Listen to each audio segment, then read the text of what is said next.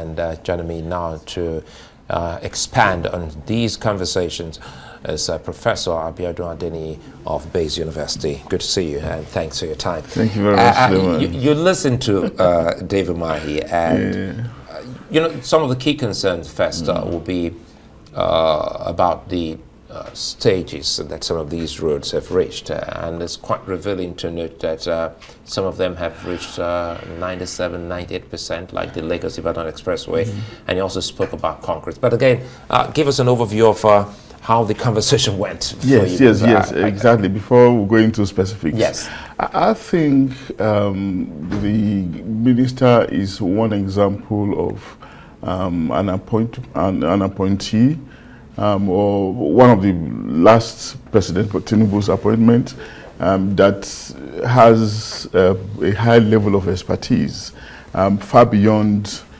his political pedigree.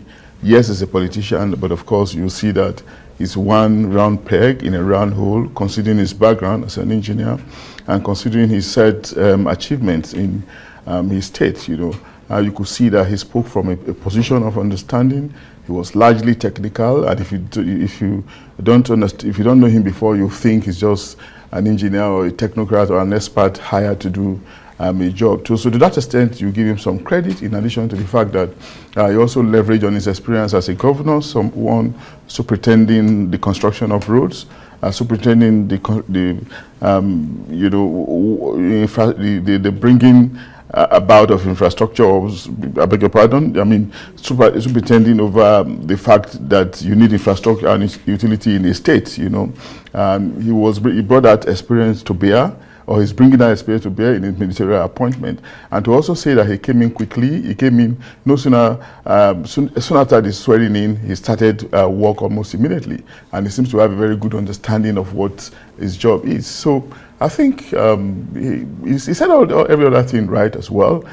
He was very confident, very logical, very promising. But what we need to do now is to see how well he's going to match his words, his pronouncement, his understanding with action. So at this level, it might be difficult for us to judge him on the basis of performance because it's still early in the day. But in terms of promise, there's a lot of promise that he holds for us as Minister of Works.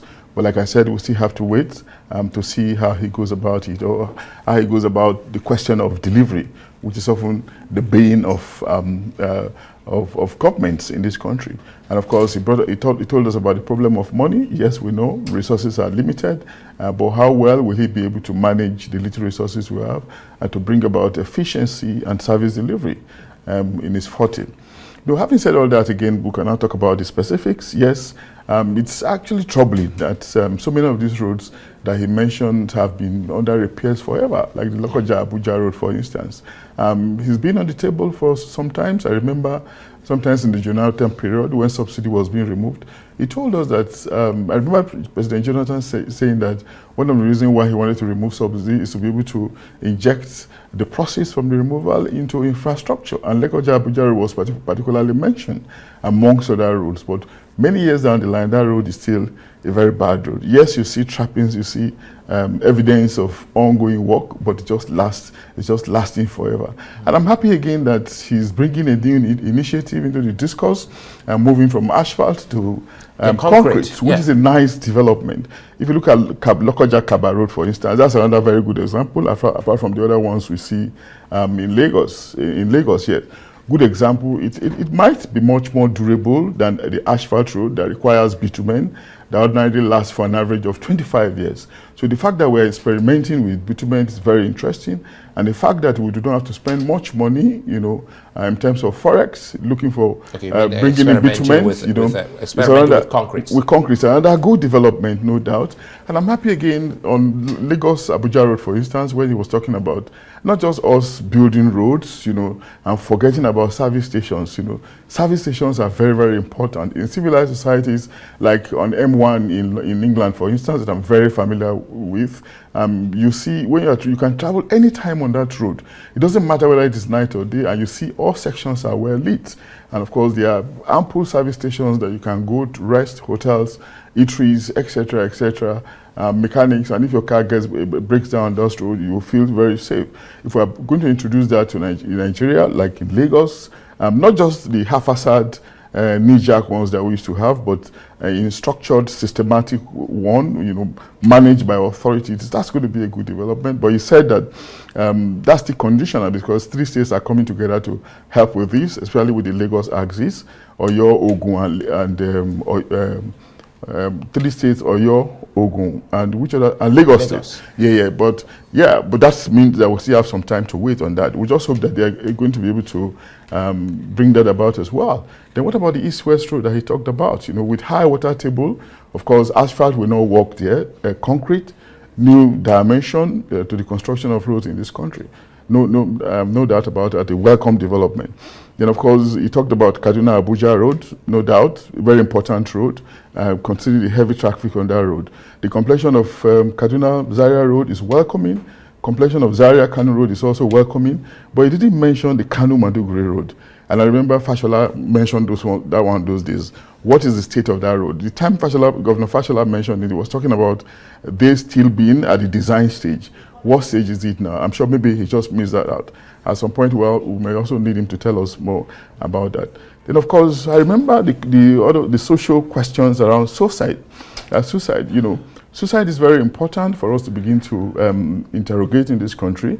It's not, you cannot necessarily stop it just by physical control alone, not by physical measures alone.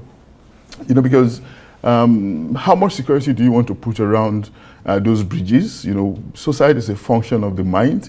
And somebody who is determined to take his life, you may not necessarily know. He can disguise, he can deceive authorities, he can deceive security agencies and get it done. So the physical measure may not be enough. What we need to look at is the sociological conditions, precipitating suicide. That's a task for criminologists.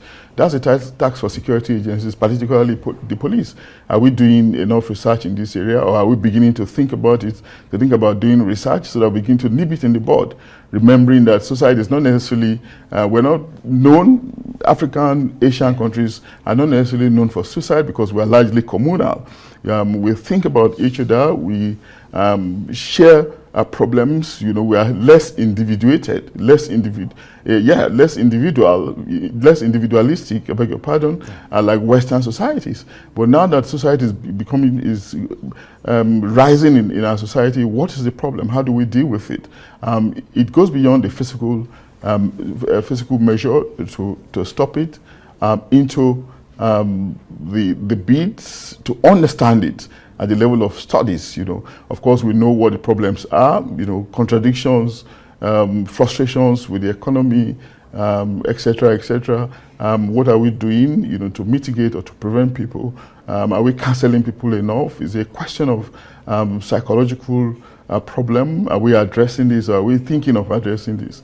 Those things matter really, other than just resting or relying solely on physical measures. And as we talk about these questions, definitely they're not rhetorical questions, they're questions that need answers. We must also, as we interrogate, find solutions. One other aspect has to do with the second Niger bridge. So quick to us getting it destroyed. Not just the second Niger, but if you look at most bridges in Lagos, they've been busted. All the railings are being removed, and there are allegations in many circles that when they are removed, people go to fabricate spoons, all kinds of metals, pots from them. So if the second Niger bridge is becoming a victim, I'm not surprised, But what do we do? Do we just blame the perpetrators of this crime, or look beyond them, Sometimes you want to also investigate further what is it that is pushing people to destroy what is ordinarily supposed to benefit them. Some of these things might be traceable to poverty.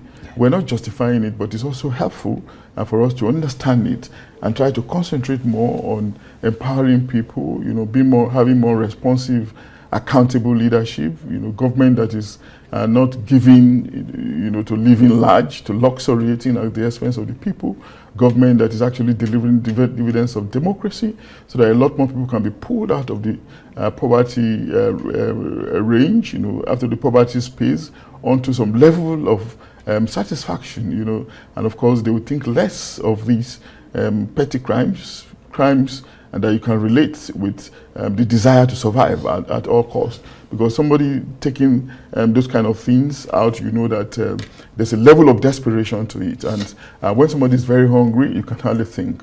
Let's close on this. There's also this strengthening of a culture of continuity. We saw that with President Buhari, who also continued with some of the contractors he inherited from President Jonathan. And that's what we're seeing now, allowing these people to stay and complete their jobs.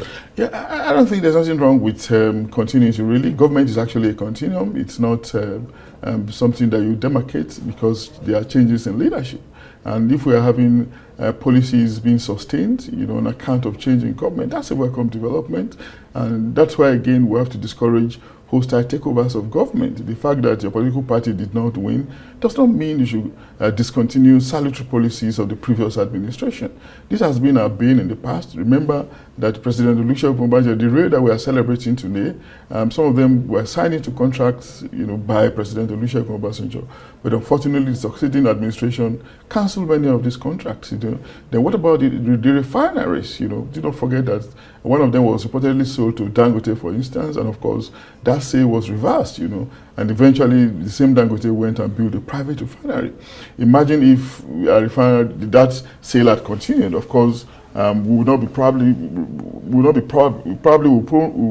be having the kind of problem that we're having today with fuel shortage, with the need for us, you know, to be paying so high, you know, for PMS because of the problem with demand and supply.